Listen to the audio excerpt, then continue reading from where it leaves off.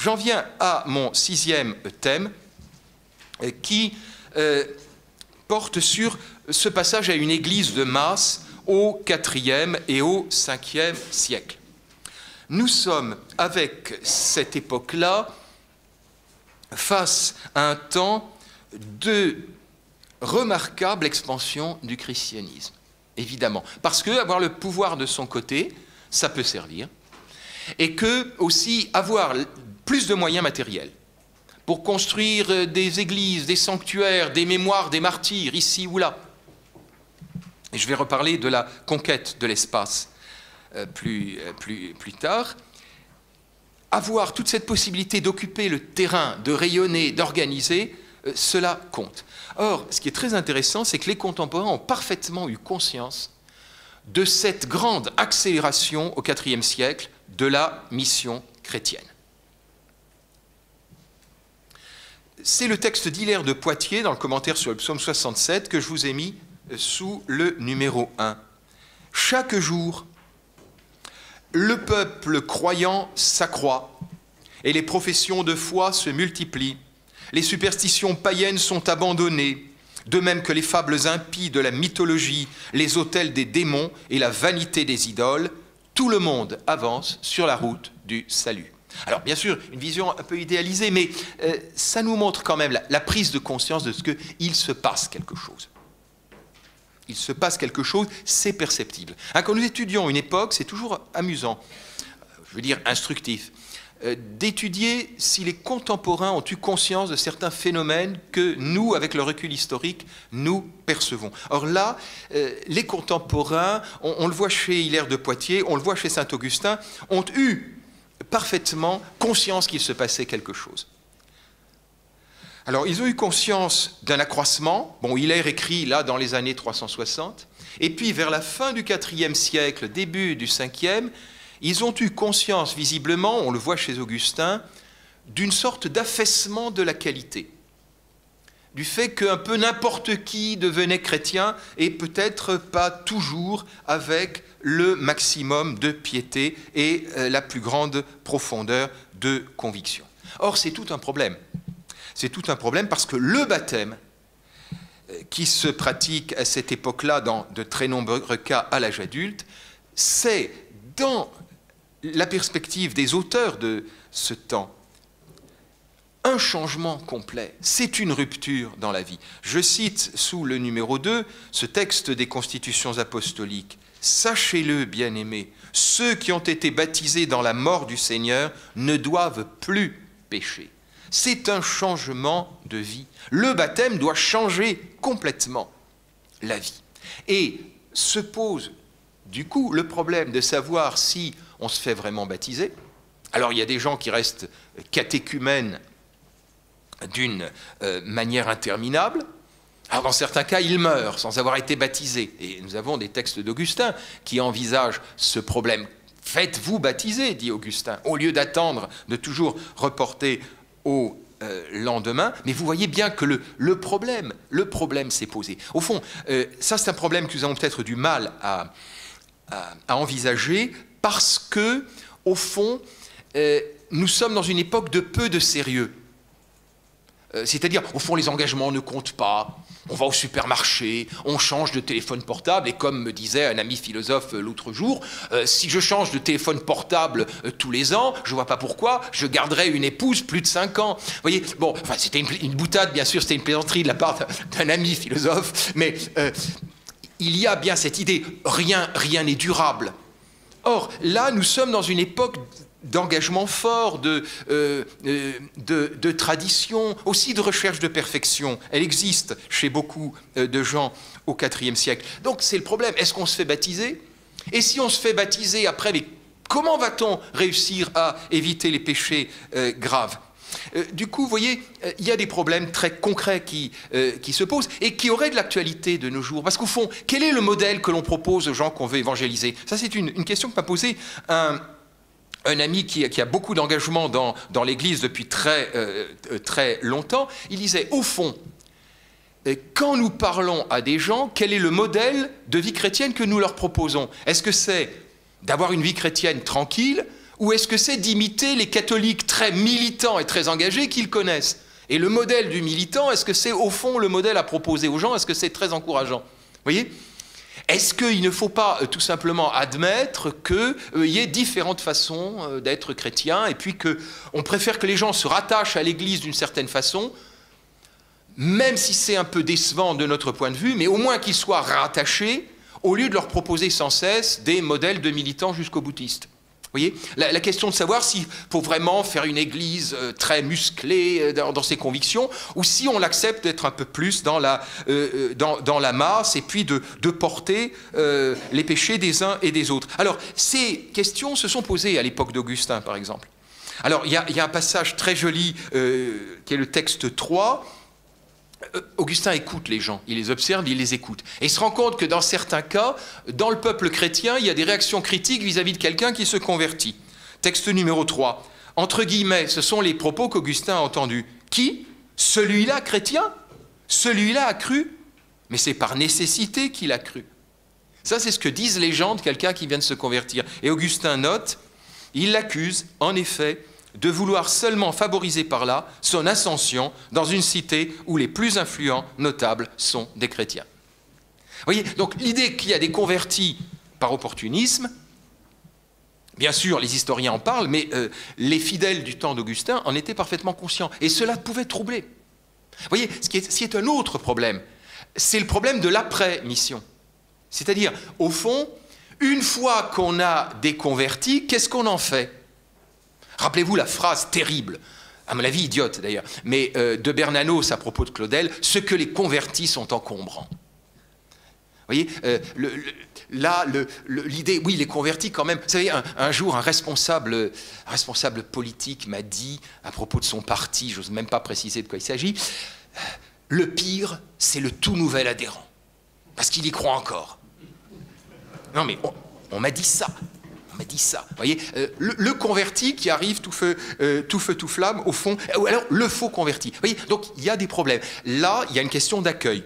Je pense qu'on va la retrouver, en fait. Je vais en reparler à propos du catéchuménat. Et puis, il y a alors, tous les chrétiens qui trouvent des arrangements. Alors, il y en a un qui est cité par Augustin dans un sermon sur les psaumes. Le gars dit, pour être sûr, je visite les idoles, on ne sait jamais. Hein. Je consulte des magiciens et des devins. Ah, mais je n'oublie pas l'Église de Dieu. Je suis un chrétien catholique. Vous voyez, là, la question se pose. Qu'est-ce qu'on fait de ces gens-là? Les pères demandent évidemment qu'ils deviennent réellement chrétiens, bien sûr. Ils ne les excluent pas d'un autre côté. En revanche, il y a un mouvement de recherche de la perfection et éventuellement d'exclusion de ceux qui ne veulent pas de ce chemin de perfection. Alors là, je me permets de renvoyer, même si Pierre-Marie ne l'avait pas en main hier, à un autre livre qui est mon livre « Les virtuoses et la multitude », où j'ai essayé de donner une analyse sociale. Enfin, c'est un livre que tu connais, Pierre-Marie, que tu connais très bien. Et tu m'avais même fait l'amitié d'intervenir sur ce livre une fois en Sorbonne. J'avais essayé de montrer que le pélagianisme, l'enseignement de Pélage, cette volonté de perfection, cette idée d'un christianisme où tout change à partir du baptême, c'est assez lié à la volonté d'une élite sociale de se penser aussi comme une élite religieuse. J'explique le phénomène. Vous avez des aristocrates qui deviennent chrétiens à ce moment-là. C'est très important que des aristocrates deviennent chrétiens parce que c'est difficile pour eux, ils vivent dans le milieu le plus traditionnaliste, le plus attaché aux vieux usages. Ce n'est pas pour rien que les sénateurs que nous avons vus tout à l'heure, dont parle Zosime, n'ont pas voulu se convertir en suivant Théodose. Ils sont dans leur tradition sénatoriale à eux. Ils ont un grand sens de leur héritage, à la fois culturel et religieux. Or, s'ils se convertissent, il faut quand même qu'ils aient des satisfactions. Il faut quand même qu'ils aient l'impression que être chrétien, ça n'est pas un produit d'hypermarché, que ce n'est pas quelque chose de dévalué. Nous avons, dans les sermons d'Augustin qui ont été découverts dans les années 90, cette phrase extraordinaire de l'aristocrate qui n'a pas envie de se convertir au christianisme, parce que dans le christianisme, n'importe qui peut trouver sa place. Et il dit, quoi? Je ne serai pas comme Platon, comme Pythagore, je serai comme ma concierge. Ça sort du cœur, hein. C'est extraordinaire comme phrase de mépris social, et c'est tellement bien dit aussi. Là, il y a l'idée, on est l'élite, il faudrait qu'on soit aussi l'élite religieuse. Je crois que Pélage est l'un des hommes qui ont compris cela, la capacité à dire à des chrétiennes, notamment des grandes dames, et à des chrétiens, non, non, vous êtes les meilleurs. Ne regardez pas le troupeau des faux chrétiens, mais vous devez être les meilleurs et vous serez les meilleurs. Alors, il y a un anonyme romain qui est sans doute un pélagien. J'ai cité un tout petit extrait sous le numéro 6. Il s'adresse à quelqu'un et lui dit « Je ne veux pas que tu regardes l'exemple de ces gens très nombreux qui revendiquent l'ornement de notre religion seulement comme un nom à porter. » Vous voyez, être les vrais. Il y a des milieux cathos, qui disent, plus d'ailleurs des milieux intégristes, disent ça, mon Église, c'est mon Église. Attention, ce n'est pas celle de n'importe qui. Vous voyez, il y a quelque chose là qui est extraordinaire, vous voyez, c'est de l'investissement social. Enfin, il y a des textes de Bourdieu là qui seraient à citer. Hein. On est sur la pulsion de distinction. Hein. Attention, je ne suis pas comme eux. Et le pélagianisme joue là-dessus. Regardez, il y a un texte peut-être de Pélage, la lettre à Sélentia, c'est mon numéro 7, qui dit qu'il y ait donc entre eux et nous une très nette séparation, que se distingue par une sûre démarcation l'erreur et la vérité. Vous voyez, ce besoin de distinction. Alors, du point de vue social, c'est bien connu, c'est même très amusant. Parce que vous avez des tas de gens hein, aujourd'hui qui vous font des discours cathos, puis alors quand on touche à certains conformismes sociaux, alors là on sent qu'il y a du granit et qu'on ne va quand même pas pousser la religion jusqu'à mettre en cause certains conformismes. Là, vous voyez, je crois qu'on est sur un terrain qui est bien connu de tous les sociologues. Hein. C'est cette force d'un certain nombre de repères sociaux. Et là, une séparation. Donc, dans cette massification du christianisme, qui est celle de la fin du IVe, du début du Ve siècle, il y a des gens qui ont envie de se distinguer. Alors, je ne dis pas qu'il faille exclure de véritables désirs de perfection et un élan vers la perfection chrétienne qui serait un élan tout à fait authentique. Mais il peut parfaitement se mêler, ça fait partie de la complexité du réel, il peut parfaitement se mêler à des motivations sociales. Ça n'empêche pas. Il faut admettre, évidemment, cette complexité. Et après tout, l'ambition, ça peut se réinvestir en sainteté. François d'Assise avait envie d'être un chevalier. Et quand il commence à prêcher, il dit qu'il est le héros du grand roi, Araldo del Gran Re. Donc il utilise un vocabulaire de chevalerie pour parler de lui. C'est-à-dire que son investissement de jeune homme dans les romans de chevalerie, il le retrouve un peu dans sa première vocation religieuse. De même que Ignace de Loyola a recyclé de l'ambition personnelle dans une certaine vie religieuse. Ce sont des énergies humaines, au fond, qui servent de combustible à la vie spirituelle, et ça peut exister, évidemment, pour ce public de Pélage. Pélage lui-même, devant être quelqu'un de très exigeant envers lui-même, puisque même les gens qui le calomnient, qui ne l'aiment pas, je pense à Saint Jérôme, ne lui ont pas trouvé d'affaires de mœurs à lui coller sur le dos. Hein, en général, on attaque toujours les hérétiques sur leurs mœurs. Or, Pélage, on ne lui a jamais trouvé d'affaires de mœurs. On n'a même pas réussi à les lui inventer, au fond, tellement il était pieux. Voyez, et ça, évidemment, c'est à savoir. Il ne faut pas du tout déconsidérer le personnage de Pélage, ni sous-estimer le rayonnement qu'il a pu avoir chez des gens qui étaient des chercheurs de perfection. Alors, qu'est-ce qu'on fait avec l'Église? Qu'est-ce qu'on fait? Augustin, lui, a combattu ce perfectionnisme pélagien, notamment parce que c'est une doctrine qui risque de faire oublier que le péché existe et de faire oublier que l'être humain a besoin de rédemption. Augustin se demande ce que devient la croix du Christ, si déjà tout va bien et si l'être humain peut parvenir par lui-même à la perfection. Il n'empêche, il n'est pas non plus question d'admettre tout le monde dans l'Église de façon absolument inconsidérée. Et c'est là que nous devons penser à un certain aspect sélectif de l'accès au christianisme qui existe très tôt et qui est très clair à l'époque d'Augustin, c'est qu'on n'admet pas tous les métiers. Le proxénète est prié de changer de métier avant de s'inscrire comme candidat au baptême. Le gladiateur aussi. Il y a, si vous voulez, ce qu'on peut appeler des interdictions professionnelles. Donc il y a quand même un certain nombre de barrages. Certains métiers qui font qu'on est quotidiennement en état de péché ne peuvent pas être maintenus si l'on désire devenir chrétien. De même que déjà Tertullien estimait que le sculpteur qui va devenir chrétien doit prendre l'engagement de ne plus sculpter d'idoles.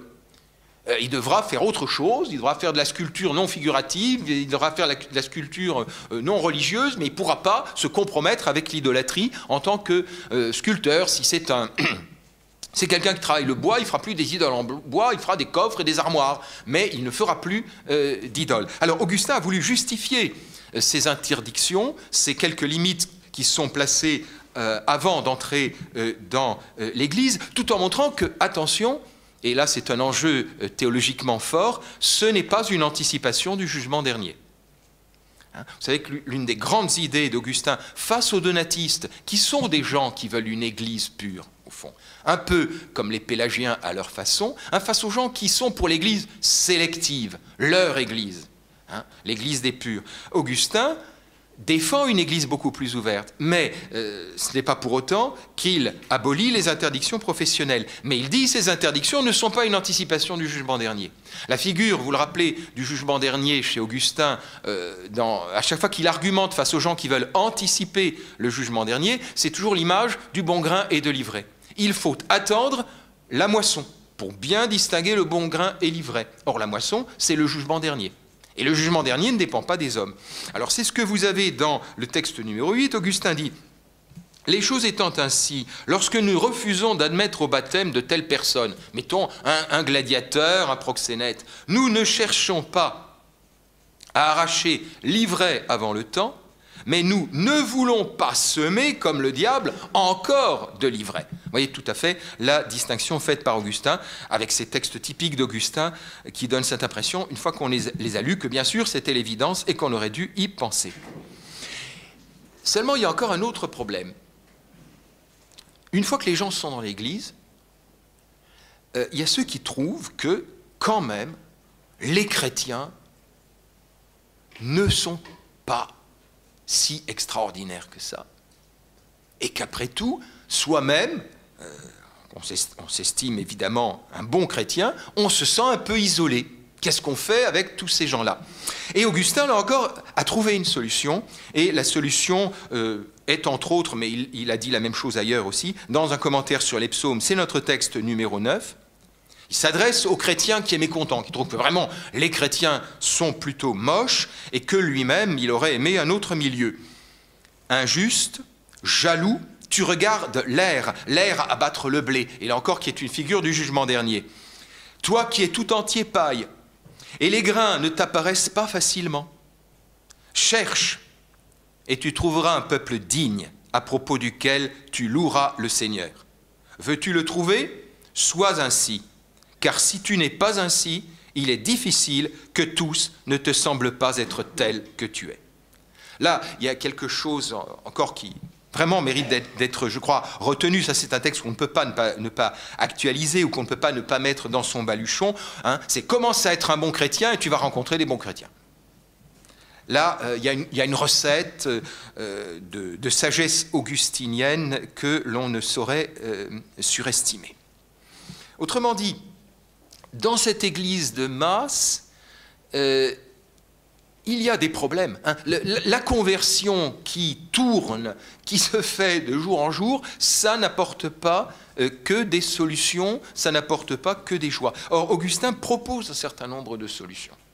Et la dernière solution, me semble-t-il, c'est ce que j'appellerais la conscience eschatologique. Je parlais hier du temps fléché, de l'annonce du retour du Christ, du fait d'avoir un futur.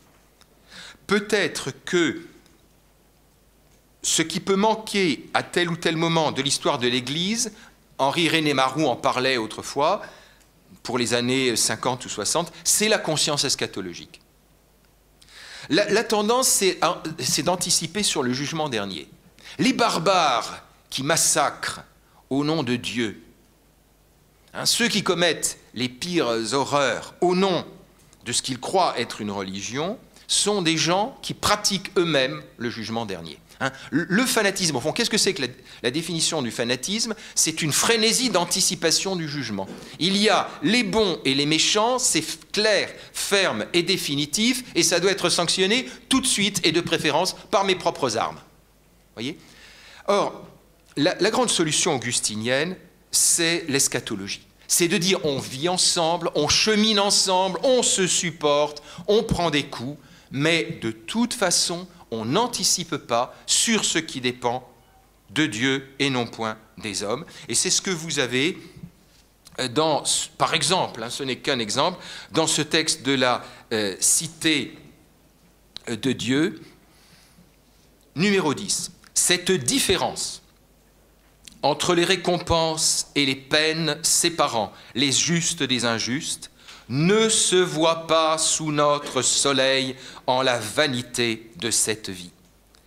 Mais elle éclatera sous le soleil de justice dans la révélation de la vie future. Alors aura lieu un jugement tel assurément qu'il n'y en aura jamais eu de semblable. Il y a une vraie nouveauté de l'eschatologie sur laquelle nous ne pouvons pas anticiper. Je crois que là, nous tenons des problèmes concrets de vie ecclésiale. La conversion massive avec les problèmes que ça peut poser, qui sont peut-être pas si différents de certains problèmes de mission et de conversion à des échelles plus réduites ou dans des contextes moins favorables. Et je crois ici qu'on a avec Augustin une très importante, très féconde piste de réflexion qui est la conscience eschatologique. Au fond, si vous voulez, c'est l'un des grands problèmes que nous avons, au fond. Est-ce que nous nous situons dans une histoire sainte ou est-ce que nous vivons au jour le jour? Au fond, est-ce que nous sommes dans ce temps fléché, c'est-à-dire que chacune et chacun de nous aurait la conscience de se situer entre la première et la seconde parousie et que ça donne du sens chaque matin, chaque jour à nos vies. Voilà, au fond, là, il y a quelque chose, et peut-être que c'est aussi ce qu'il faut savoir dire dans la mission, que l'on va quelque part ou que l'on va vers quelqu'un. Alors, voyez la place d'Augustin ici, du coup, parce que il est à la fois un grand théologien et un grand pasteur. Il a senti les problèmes que posaient les gens. Du coup, il nous aide à la fois à voir des problèmes concrets et à les résoudre, en tout cas à les résoudre sur un plan théorique et peut-être à nous donner un certain nombre de pistes pratiques.